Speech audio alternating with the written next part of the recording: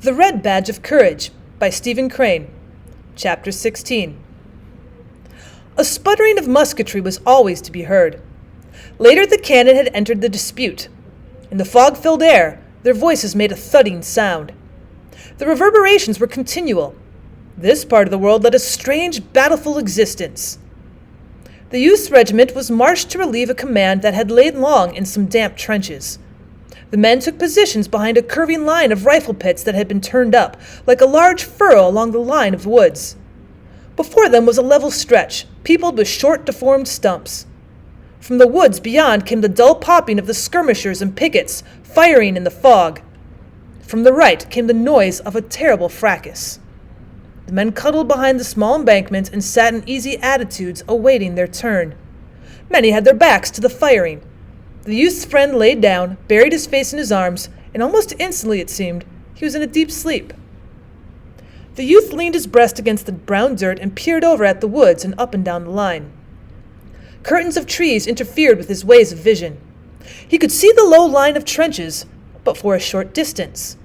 A few idle flags were perched on the dirt hills. Behind them were rows of dark bodies with a few heads sticking curiously over the top. Always the noise of skirmishers came from the woods on the front and the left, and the din on the right had grown to frightful proportions. The guns were roaring without an instant's pause for breath. It seemed that the cannon had come from all parts and were engaged in a stupendous wrangle. It became impossible to make a sentence heard. The youth wished to launch a joke, a quotation from newspapers. He desired to say, "All quiet on the Rappahannock," but the guns refused to permit even a comment upon their uproar. He never successfully concluded the sentence, but at last the guns stopped, and among the men the rifle pits' rumors again flew like birds, but they were now for the most part black creatures who flapped their wings drearily near to the ground, and refused to rise on any wings of hope. The men's faces grew doleful from interpreting the omens. Tales of hesitation and uncertainty on the part of those high in place and responsibility came to their ears. Stories of disaster were borne into their minds with many proofs. This din of musketry on the right, growing like a released genie of sound, expressed and emphasized the army's plight. The men were disheartened and began to mutter. They made gestures expressive of the sentence, "What more can we do?" And it could always be seen that they were bewildered by the alleged news and could not fully comprehend a defeat. Before the gray mists had been totally obliterated by the sun's rays, the regiment was marching in a spread column that was retiring carefully through the woods. The disordered, hurrying lines of the enemy could sometimes be seen down through the groves and little fields. They were yelling, shrill and exultant. Well, at this sight the youth forgot many personal matters and became greatly enraged. He exploded in loud sentences. "By Jiminy, we're generaled by a lot of lunkheads." "Yeah, well, more than one feller has said that today," observed a man. His friend, recently aroused, was still very drowsy. He looked behind him until his mind took in the meaning of the movement. And then he sighed. Well, I suppose we got licked," he remarked sadly. The youth had a thought that it would not be handsome for him to freely condemn other men. He made an attempt to restrain himself, but the words upon his tongue were too bitter. He presently began a long and intricate denunciation of the commander of the forces. "Well, maybe it wasn't all his fault. Not altogether. He did the best he knowed. It's our luck to get licked often," said his friend in a weary tone. He was trudging along with stooped shoulders and shifting eyes like a man who's been caned and kicked. "Well, don't we fight like the devil? Don't we do all that men can?" demanded the youth loudly. He was secretly dumbfounded at this sentiment when it came from his lips. For a moment his face lost its valor and he looked guiltily about him.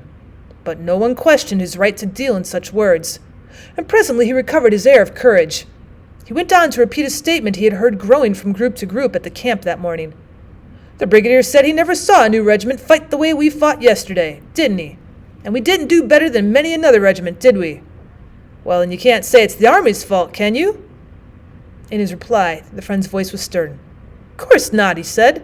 "No man dare say we don't fight like the devil. No man will ever dare say it. The boys fight like hell roosters. But still we don't have no luck." "Well then, if we fight like the devil and don't ever whip, it must be the general's fault," said the youth grandly and decisively. "And I don't see any sense in fighting and fighting and fighting. You'd always losing through some derned old lunkhead of a general." A sarcastic man who was tramping at the youth's side then spoke lazily. "Maybe you think you're fit the whole battle yesterday, Flemin'," he remarked. The speech pierced the youth. Inwardly, he was reduced to an abject pulp by these chance words. His legs quaked privately. He cast a frightened glance at the sarcastic man. "Why, no," he hastened to say in a conciliating voice. "I don't think I fought the whole battle yesterday." But the other seemed innocent of any deeper meaning. Apparently he had no information. It was merely his habit. "Oh," he replied in the same tone of calm derision. The youth nevertheless felt a threat. His mind shrank from going near to the danger, and thereafter he was silent. The significance of the sarcastic man's words took from him all loud moods that would make him appear prominent. He became suddenly a modest person. There was low-toned talk among the troops. The officers were impatient and snappy, their countenances clouded with the tales of misfortune. The troops, sifting through the forest, were sullen. In the youth's company, once a man's laugh rang out. A dozen soldiers turned their faces quickly toward him and frowned with vague displeasure. The noise of firing dogged their footsteps. Sometimes it seemed to be driven a little way, but it always returned again with increased insolence. The men muttered and cursed, throwing black looks in its direction. In a clear space, the troops were at last halted. Regiments and brigades, broken and detached through their encounters with thickets, grew together again, and lines were faced towards the pursuing bark of the enemy's infantry. This noise, following like the yelpings of eager metallic hounds, increased to a loud and joyous burst, and then as the sun went serenely up the sky, throwing illuminating rays into the gloomy thickets, it broke forth into prolonged pealings. The woods began to crackle as if afire. "Whoop-a-daddy," said a man. "Here we are, everybody fighting, blood and destruction." "Well, I was willing to bet they'd attack as soon as the sun got fairly up," savagely asserted the lieutenant, who commanded the youth's company. He jerked without mercy at his little mustache, and he strode to and fro with dark dignity in the rear of his men, who were lying down behind whatever protection they had collected. A battery had trundled in a position in the rear and was thoughtfully shelling the distance. The regiment, unmolested as yet, awaited the moment when the gray shadows of the woods before them should be slashed by the lines of flame. There was much growling and swearing. "Good God," the youth grumbled. "We're always being chased around like rats. It makes me sick. Nobody seems to know where we go or why we go. We just get fired around from pillar to post and get licked here and get licked there, and nobody knows what it's done for. It makes a man feel like a damn kitten in a bag. Now I'd like to know what the eternal thunders we was marched into these woods for anyhow, unless it was to give the Rebs a regular pot shot at us. We came in here and got our legs all tangled up in these cussed briars, and then we began to fight, and the Rebs had an easy time of it. Don't tell me it's just luck, I know better. It's this darned old—" The friend seemed jaded, but he interrupted his comrade with a voice of calm confidence. "It'll turn out all right in the end," he said. "Oh, the devil it will. You always talk like a dog-hanged parson." "Don't tell me. I know." At this time there was an interposition by the savage-minded lieutenant, who was obliged to vent some of his inward dissatisfaction upon his men. "You boys shut right up. There's no need of your wasting your breath in long-winded arguments about this and that and the other. You've been jawing like a lot of old hens.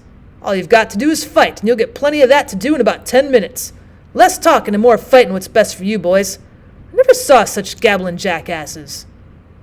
He paused, ready to pounce upon any man who might have the temerity to reply.